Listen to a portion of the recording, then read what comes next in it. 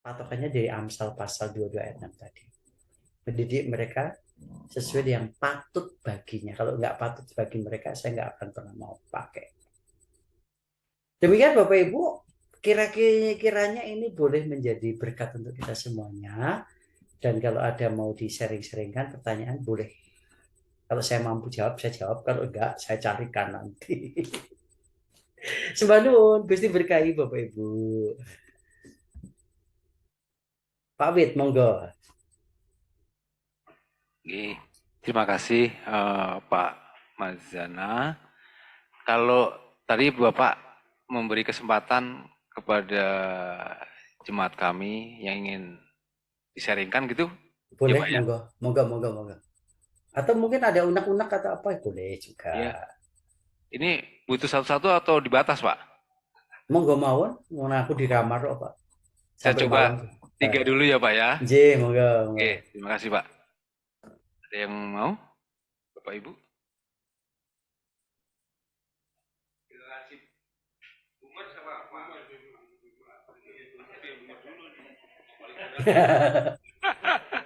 Baby Boomer. J, monggo. Nuwun sewu Pak Marjono. Monggo, monggo, Pak. Ini Pak, Dek, saya ngengetkan apa? Ngenget sepatus dalam enget asmanipun, Pak. BR mohon Pak. Oh, Pak BR, Pak BR. Oke, BR niku Pak BR niku mungkin jadi BR itu mboten. wah nek panjang mangke kesupen malah. Oke, monggo, monggo, monggo. Monggo, Pak. BR nu gampil kok. Roti Eh, nggih BR enten. Ah. Terus speaker nggih BR. Lampu merah nggih BR lho, Pak. BR, Nggih. nggih. Ini nek tindak Surabaya mereka tapi. Nggih. Pripun, Pak? Monggo, Pak. Kebetulan ya ini tidak nyombong ini. Saya sudah kepala 8, Pak. Walah, puji Gusti, usia berkah Yang Pak. usia berkat. Yang di sini mungkin masih belum ada yang 7. Masih di bawah 7. Gapnya banyak sekali. Tapi ya puji Tuhan, Nggih. saya kebetulan tetap belajar, Pak. Puji Gusti, Pak. Jadi satu-satunya cara untuk tidak tertinggal dengan kemajuan itu belajar. Nah, kebetulan kalau belajar itu kan orang jadi merasa bodoh. Kalau Nggih. orang sudah pinter tuh nggak mau belajar. Jadi kalau bodoh itu ya ngakunya bodoh belajar, sinau terus. Ya belajar kehidupan tadi. Nggih, nggih. Belajar kehidupan. Seperti tadi saya katakan, dulu saya kalau sekolah pakai sapak dan grip. Ngotinya di tanah. Nah, sampai luncing banget. Nanti kalau dapat 10 nggak dihapus. Kalau dapat 3 dibusek. Disetip. Wajar nih Pak. Nggih, nggih, Itu nggih. kalau itu dulu. Kemudian sekarang anak-anak sekarang belajarnya pakai sapak juga. Sapak elektronik tapi. Nggih. Sama bentuknya sih. Jadi saya katakan tadi nggak ada bedanya. Sapak elektronik sama sapak zaman saya dulu nggak ada bedanya. Tulisan saya dulu sangat bagus, Pak. Tapi sekarang Nggih, nggih.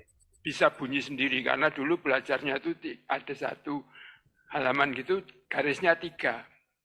Oh, nggih, nggih. 3. Nah, sama di belakangnya dikasih miring 45 derajat. Jadi garisnya pasti itu. Tapi kalau sekarang saya nulis bunyi sendiri, Pak. Oke. Nggak usah dibaca, udah langsung bunyi sendiri. Karena saking jeleknya, karena nggak pernah nulis lagi. Itu zaman dulu saya bekerja dari mulai kerja loyalitas dengan pekerjaan itu sangat tinggi. Nggih. Boleh dikatakan bahwa 33 tahun saya terpenjara di dalam satu perusahaan tempat bekerja. Walaupun ganti-ganti kota, tapi ya pekerjaannya itu aja. Kalau sekarang, kalau dulu dimarahin bos, itu termasuk job deskripsi. Nggih. Jadi job desk saya itu ada, saya tulis sendiri tapi Pak. Paling bawah gitu dimarahi atasan. Jadi kalau nggak dimarahin sehari itu nggak dimarahin gitu rasanya kok nggak enak gitu, bikin salah. Gimana caranya bikin salah gitu, supaya dimarahin. Iya, Pak. Kalau sekarang, orang sekarang dimarahi atasan besok nggak masuk. Pasti itu dijamin itu. Oleh karena itu hubungan di dalam gereja juga demikian. Kalau kita nyinggung dikit aja jemaat, udah besok minggu nggak datang dia. Singgung sedikit aja padahal cuma kesinggung dikit.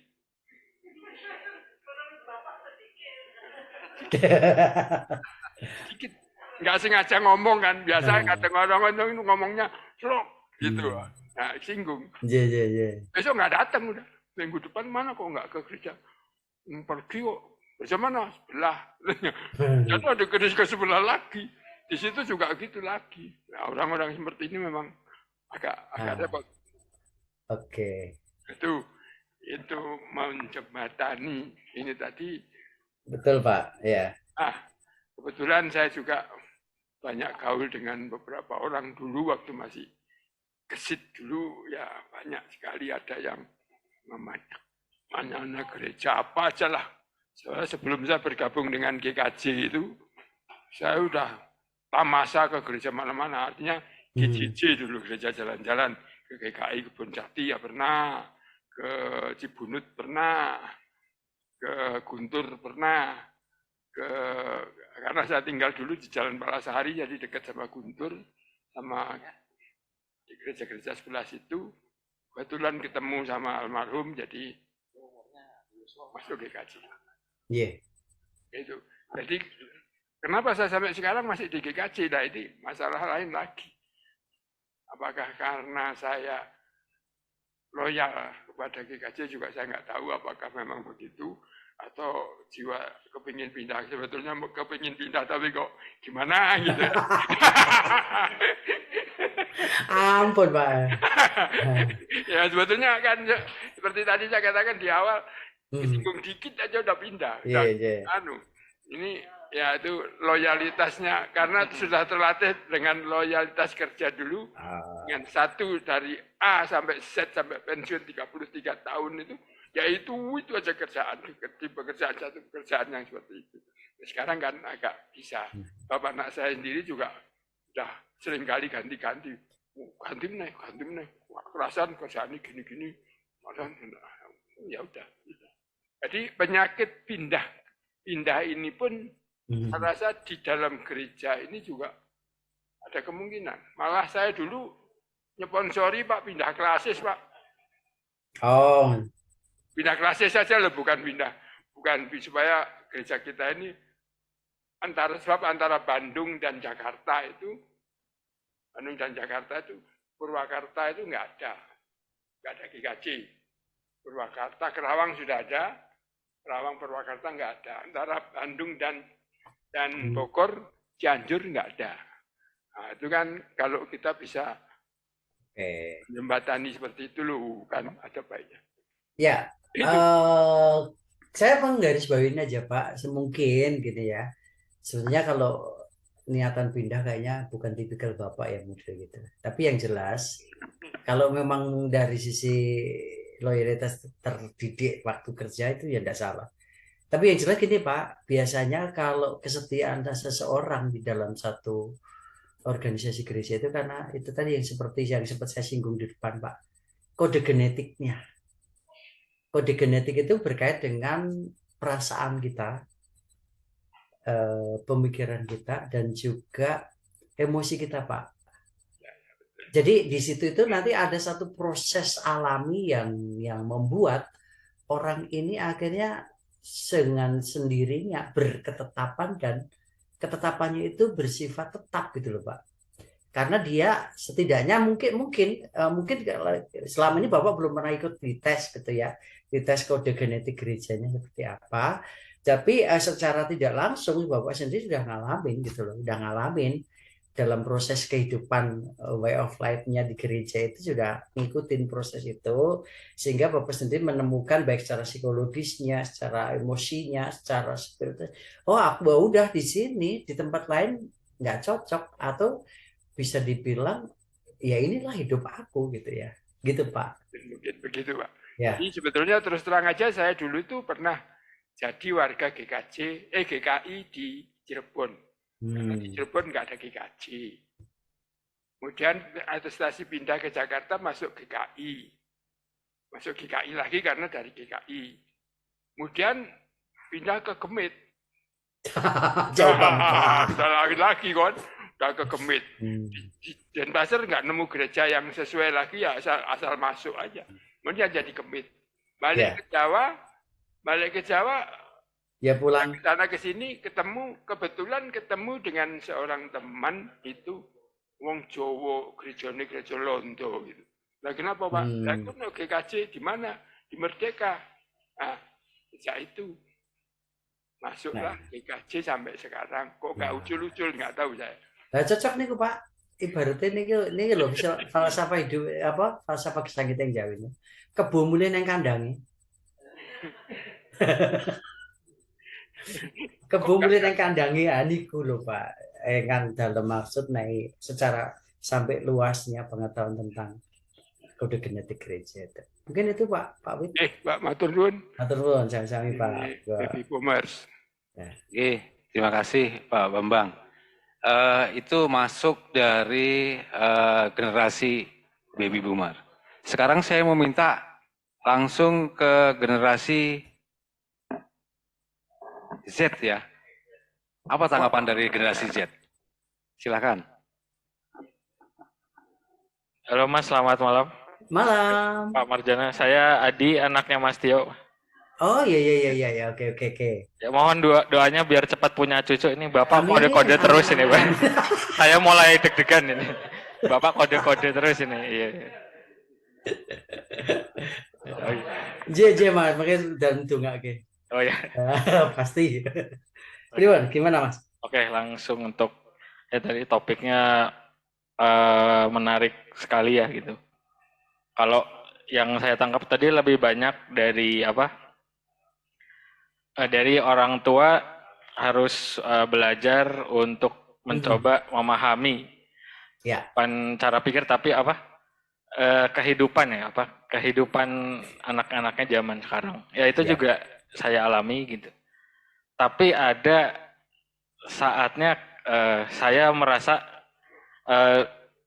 di posisi sebaliknya gitu. Bagaimana jika saya berusaha untuk memahami ayah saya, orang tua saya, dalam hal ini ayah saya itu mungkin keinginannya atau harapannya itu seperti apa gitu.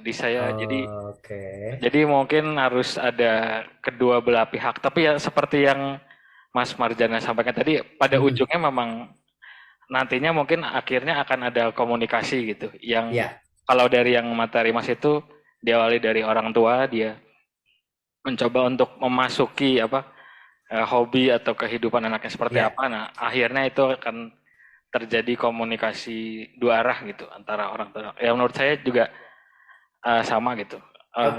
Kira-kira seperti itu Mas intinya. Gini Mas ya, setuju. Memang kalau yang saya angkat tadi itu karena memang permasalahan, mohon maaf Bapak Ibu, para adiyuswa bapak-bapak ibu-ibu ingkang senior gitu nyuwun kawit gatosanipun sedaya mawon. Karena dalam penelitian ilmiah dengan bertambahnya atau perubahan generasi demi generasi itu biasanya yang jadi trouble itu didahulunya dari orang tua. Betul ya Bapak Ibu ya? Karena merasa tanda kutip gitu ya, saya udah hidup duluan, saya udah tahu duluan, saya udah lebih banyak kayaknya makan asam garam, kamu mosok gini-gini, sehingga pada waktu ada satu perbedaan dengan anak atau dengan generasi berikutnya, trouble pertama yang muncul itu adalah di generasi sebelumnya atau generasi tuanya. Nah sekarang ini menarik sekali, ini senang banget saya. Justru jenengan sampai sudah berpikir gimana ya caranya gitu ya. Caranya untuk kita yang generasi muda itu menyelami pola pemikiran generasi yang sebelumnya. Ya. Dan memang ada kalanya gini Mas ya, kita lebih sering terjadi konfrontasi sama generasi yang lebih. Nah, yang kedua, kalau kita mau mencoba menyelami kehidupan mereka, sebetulnya ya nggak terlalu sulit gini. Nggak terlalu sulitnya adalah cara berkomunikasi kita adalah lebih banyak bertanya. Lebih bertanya, bertanyanya adalah menurut pendapat Bapak gimana? Ini pengalaman ini, makasih Mas udah mengingatkan saya pada waktu saya SMA itu. Waktu saya SMA itu saya juga diperhadapkan dengan satu komunitas, yaitu nggak main-main Bapak Ibu, kelompok tani andalan binaan, bahkan sudah kalau zaman dulu itu ada namanya kelompok capir yang sampai ketemu menteri, ketemu ini, ketemu itu. Terus saya itu pada waktu SMA dicemplungin di situ untuk memberikan penyuluhan tentang penemuan baru berkaitan dengan pupuk urea yang butirannya kayak pil gitu Bapak Ibu. Jadi cara pupuknya itu bukan disebar, tapi diblesek nih ya antara tanaman 4 rumpun gitu, di tengah-tengahnya dimasukin pakai tanah gitu, pakai tangan gitu, belum karena waktu itu belum menemukan alat khususnya, jadi masih manual gitu. Itu sampai betul-betul diketawain. Nah itu benar-benar sampai itu sampai ditunjuk-tunjuk Mas. Itu waktu saya SMA betul mau diberikan penyuluhan. Tapi nggak menyerah sampai di situ gitu ya. Gimana caranya ya? Terus kita mencoba merubah, memasuki alam pikirnya orang tua aja sih. Saya mencoba memasuki alam pikirnya orang tua sampai plus minusnya dengan satu pengalaman mereka. Nah, sampai akhirnya dengan satu saya munculkan, Pak, punten dengan sewu. Kalau ngerabuk pari model disebar meningatan, diawur-awuran ya kan, urea kan kados pasir kan diawuran. Terus tiba-tiba sorenya hujan, banjir. Kira-kira nih efektif mboten. Baru mikir, kinten-kinten Pak, itu kinten-kinten itu apakah itu bisa bermanfaat bagi tanaman yang kita pupuk atau akan muspro gitu ya, mubazir. Menurut pemanggipun bapak-bapak santen pripun. Tuing dari situ itu saya mencoba menyelam pola pikirnya langsung klik. Baru apa iya ya? Nah, pada waktu tiang sepuh ngomong apa iya ya? Nah, di situ itulah Mas kita baru bisa bisa berselancarnya di situ. Di saat tiang-tiang sepuh apa iya toh? Nah, muncul satu pernyataan apa iya tadi itu, lah di situ itulah kita itu baru bisa meyakinkan generasi sebelumnya. Nah, ini ya itu terus akhirnya terrefleksi pada waktu saya ketemu kalau udah bimbing kelompok penelitian anak-anak di tugas kolaborasi gitu-gitu. Pas mereka itu sodorkan, apa iya sih? Ya udah deh kalau gitu kita coba ini bareng, kita mikir bareng. Akhirnya terjadi gap yang generasi bukan milenial ketemu anak Gen Z yang kemarin gitu ya. Akhirnya bisa nyambung, akhirnya bisa ditemu. Caranya ternyata ada beberapa anak-anak itu yang lumayan tanggap pada saat saya bertanya, apa iya sih? Ya gitu ya. Nah, atau kadang-kadang kebalikannya, apa iya sih? Saya balik, mereka akhirnya berpikir sama-sama diajak berpikir itu, dan di situ tuh akhirnya bisa ketemu klop banget Mas, gitu. Nah kalau kalau mau mencoba menyelamati orang tuanya, tapi jangan sampai kuncinya jangan nggurin aja, ya tinggi mawon. Nggihnya ya bukan dalam arti nggih mboten kepanggil loh ya, tapi nggihnya dalam pengertian kita menggunakan kearifan lokal kita sebagai orang timur atau piyai Jawa nih loh, ngewongke atau mikul dhuwur niku wow. Itu sih utamanya niku, sehingga bapak-bapak kita juga tidak merasa digurui, merasa bisa kita diaini, enggak gitu ya.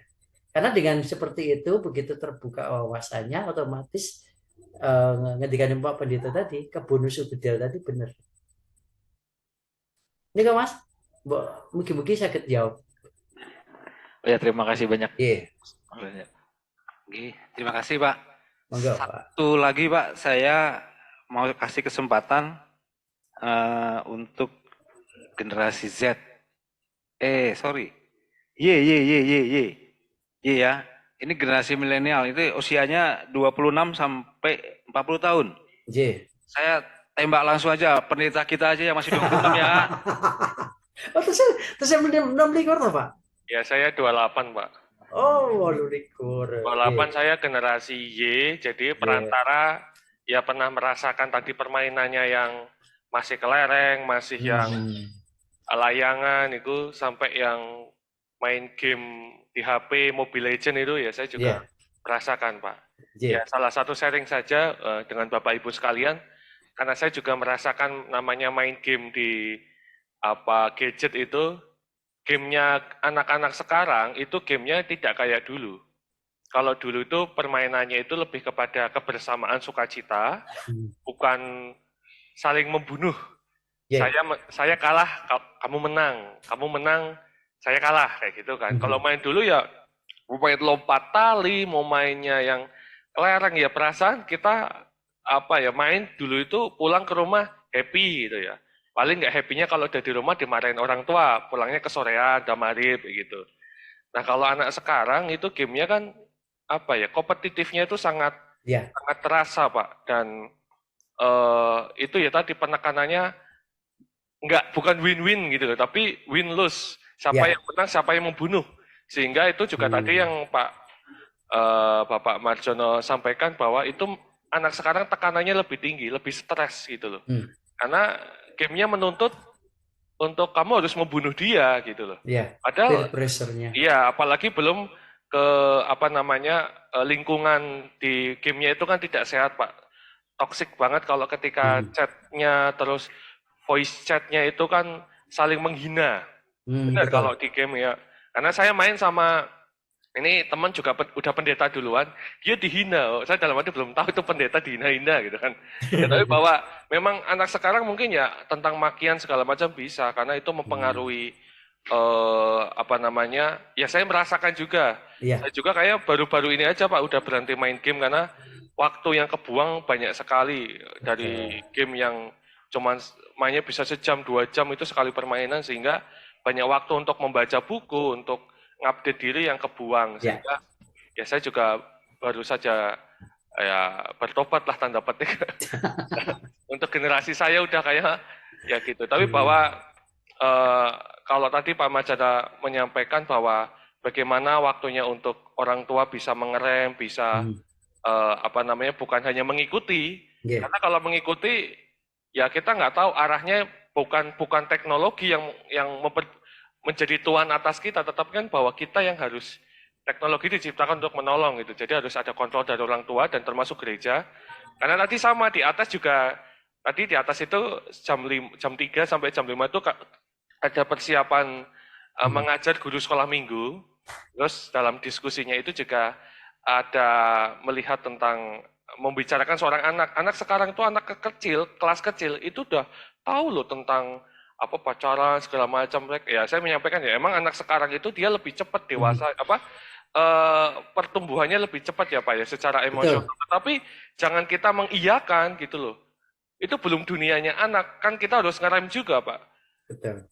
Jangan sampai bahwa kita hanya mengiyakan anak, sekarang tentang ayo tadi pacaran segala macam. Enggak, kita harus kembalikan ke naturnya, yang kalau kita ngelihat di para pendiri-pendiri, pemilik-pemiliknya kayak Google, kayak iPhone gitu, anak-anaknya malah disekolahkan ke sekolah yang nggak ada gadgetnya gitu loh. Betul. Malah kita itu yang di Indonesia, kita menerima limpahan teknologi, tetapi kita secara edukasi dan secara etika kita memang belum dapat.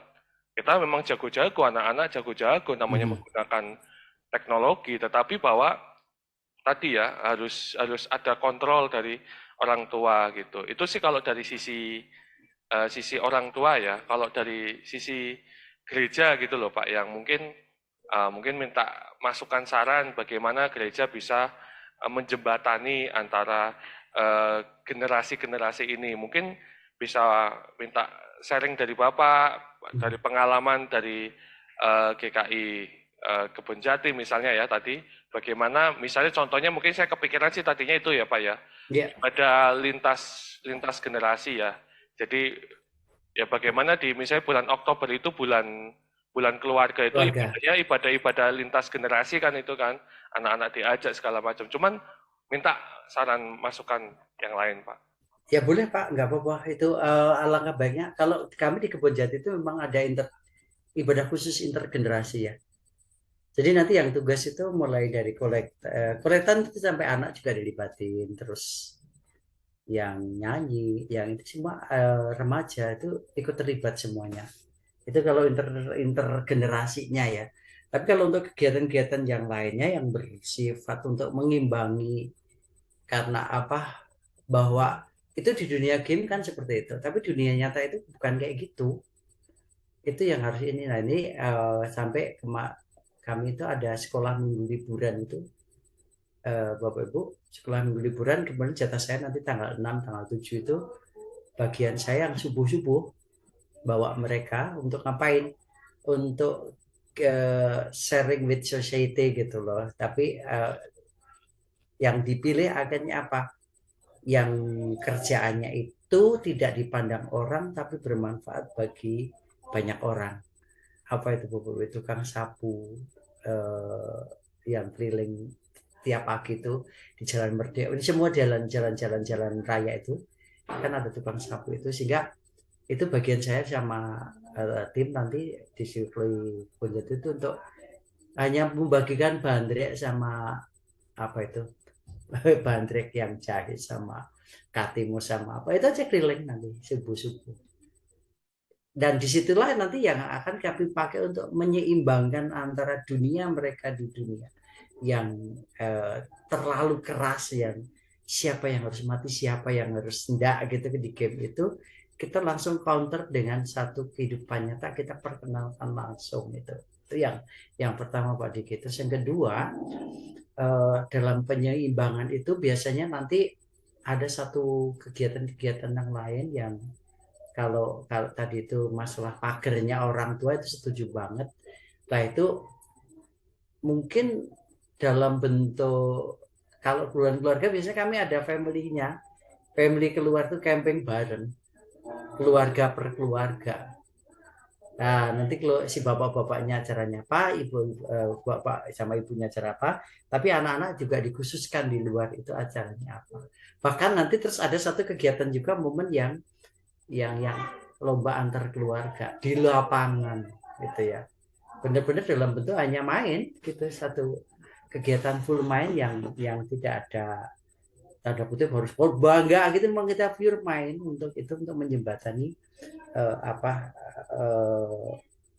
menyeimbangkan dengan kehidupan mereka main game, karena mereka mau di stop juga setengah mati, tapi kita mencoba seimbangkan bahwa dunia nyata tidak seperti itu, tapi kita harus kenalkan mereka dengan dunia nyata yang harus berhadapan nyata dengan orang yang mereka itu butuh apa, butuh uluran tangan, butuh bantuan kita ya gitu, yang sederhana kecil aja Pak, dan akhirnya ngefek juga gitu ya. Efeknya itu lumayan besar gitu. Dan nanti dari situ itu nanti anak-anak membuat satu apa ya, narasi singkat yang mereka sendiri yang buat. Contoh konkret, ada anak wakil kepala sekolah itu kadang-kadang kemarin terakhir lebaran kemarin itu dititipin ke saya Bapak Ibu, dititipin. Jadi kakaknya karena dia ada basket, terus yang adiknya kelas 3 itu dititipin ke saya, disuruh ikut ke saya. Nah di sini saya culkan, di Jogja ini saya titip, kamu ke sawah? Iya. Nah tak suruh kamu belajar dari situ, pulang nanti sendiri ya, tapi ya bukan ditegain gitu aja, beda banget ya bukain nanti. Dan akhirnya berhasil Bapak Ibu, sampai terakhir kemarin libur kenaikan kelas itu, cerita dia kepada orang tua, pengalaman pribadi dia ke orang tua, berinteraksi dengan orang yang pertama tidak sesuku, tidak seagama, tidak seini, dari semua masih ada ceritanya sampai sekarang. Sampai terakhir kemarin itu sebetulnya mau ikut juga ya. Oh, aku boleh ikut lagi enggak? Tanya papa dulu, kalau tanya apa izinkan ya langsung ikut. Tapi kalau enggak ya enggak. Jangan. Tapi kenapa harus izin orang tua? Nah, di situ, Pak. Tapi kenapa sih harus izin papi? Kan Om bisa ngomong, kan udah tahu kalau itu ke rumah Om katanya. Enggak. Nah, di situ itu saya mencoba ngajarin mereka, ngajarin anak itu apa? Untuk menempatkan otoritas papanya sebagai imam dalam keluarga itu. Saya jelasin.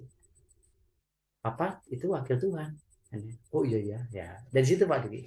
Nah mungkin nanti dikemas dengan acara-acara sederhana yang kaitannya lintas generasi, terus kegiatan sosial yang lain, yang sederhana aja dengan lingkungan di situ. Apalagi di Kopo itu kayaknya enak banget itu berinteraksi sosialnya. Gitu. Banyak tempat yang bisa digarap gitu ya. Tidak harus wah-wahan, pokoknya sederhana aja tapi ada makna bagi anak. Begitu Pak Diki. Pak Wid. Ya, terima kasih. Ya.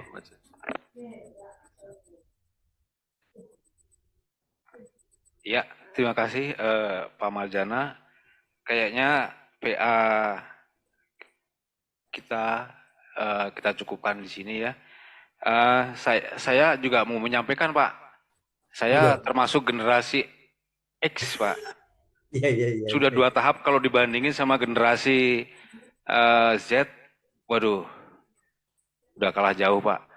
Kalau saya sendiri sih kebetulan anak-anak kami juga 2 juga termasuk generasi Z ya Pak ya. Ya. Jadi kalau udah sharing, apalagi udah masuk teknologi, ya sudah, pasti kita kalah kan ya Pak. Mau gimana pun juga pasti kalah. Jadi kita sebagai orang tua hanya bilang, ya sudah nak, kamu jalanin hati-hati ya nak. Pak, untuk saya nggak usah dijawab Pak. Kita tutup aja PA kita kali ini ya. Betul Pak, betul. Baik terima kasih Pak Marjana, Bapak Ibu, saudara yang dikasihi Tuhan. Untuk mengakhiri PA kita, mari kita pujikan untuk menutup PA ini.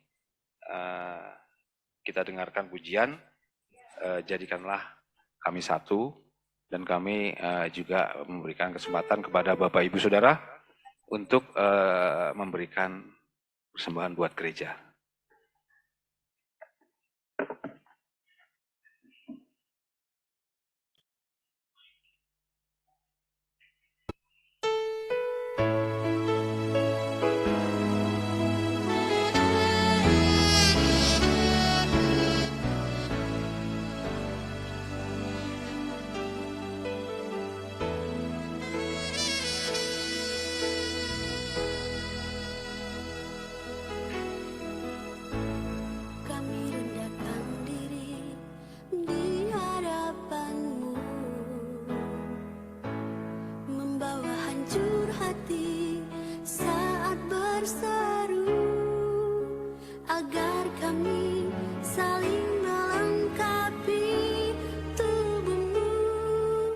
Seperti kau dan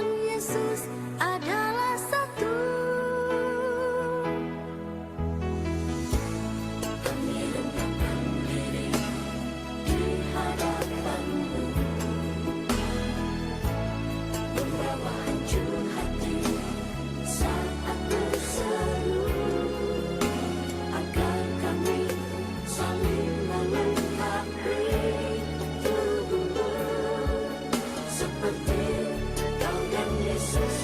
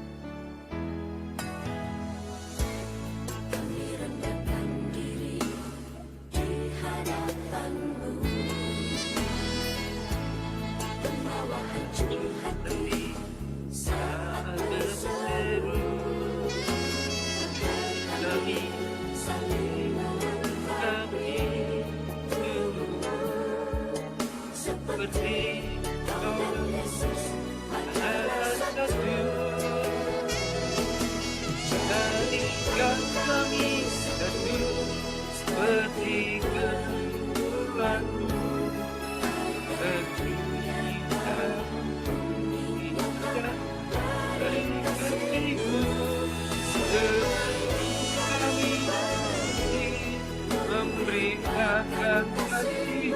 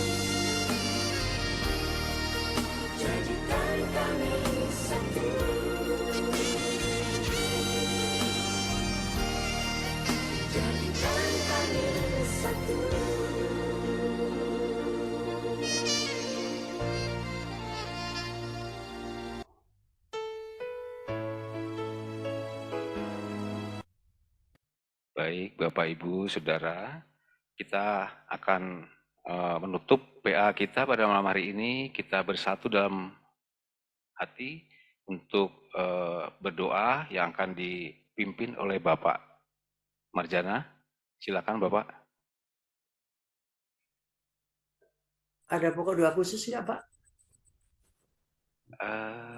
Ada yang minta didoakan? Kayaknya sudah kita bahagia Pak. Amin. Kita tutup aja doa kita Pak. Ya, baik Pak. Siap Pak. Bapak Ibu, mari kita satu dalam doa.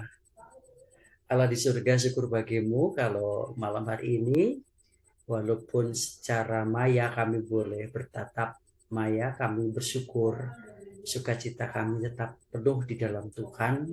Engkau sudah tolong jemaatmu GKJ Bandung Selatan, dan Engkau sudah kumpulkan untuk bersama-sama sharing, berbagi hidup, berbagi pengalaman dalam meniti kehidupan kami menghadapi generasi yang setidaknya sangat jauh berbeda dengan kami. Tapi kami percaya dan bersyukur Engkau sudah tolong dan Engkau sudah berkati jemaat-Mu Tuhan. Dan dalam proses mengembangkan jemaat-Mu di Bandung Selatan, kami berdoa, terima kasih Engkau sudah jawab doa kami selama ini. Engkau sudah utus hamba-Mu Pendeta Diki untuk menggembalakan jemaat-Mu di Bandung Selatan, dan terima kasih bukan kebetulan tapi kami percaya karena Allah lah yang mengasihi. Dan pergumulan-pergumulan jemaat-Mu hamba berdoa Tuhan juga terus campur tangan dalam pekerjaan mereka sehari-hari. Engkau juga boleh yang terus memberkati dan cukupkan rezeki atas mereka, bahkan untuk pergumulan yang terdalam dari keluarga, atas keluarga yang menginginkan momongan, Tuhan juga boleh segera jawab, supaya Tuhan juga boleh berikan tepat pada waktu Allah untuk kemuliaan Tuhan sendiri. Berkati juga kalau ada di antara kami atau jemaat-Mu yang tidak bisa hadir karena sakit, Tuhan juga boleh terus lawat, Tuhan terus kunjungi, Tuhan pimpin senantiasa. Program-program gereja-Mu kami berdoa supaya Tuhan juga boleh berkati, sehingga juga bukan sebatas menjadi rutinitas, tapi boleh semakin mendekatkan jemaat-Mu kepada Allah. Terima kasih kalau sebentar kami akan berpisah satu sama lain. Engkau juga boleh jagai perjalanan pulang masing-masing kami, tibakan di rumah dalam damai sejahtera dan penyertaan keselamatan daripada Allah. Terima kasih Tuhan, kami juga mohon ampun kalau ada hal yang tidak berkenan di hadapan-Mu di dalam kami mengikuti pendalaman Alkitab pada malam hari ini. Terpuji nama-Mu Tuhan, inilah seru doa kami yang jauh dari sempurna, sempurnakanlah Tuhan, karena kami hanya berdoa dalam satu nama, Tuhan Yesus Kristus, kepada Bapa di surga dan dalam kuasa Roh Kudus. Kami memohon. Amin. Amin. Terima kasih Pak Marjana. Sampai berjumpa kembali.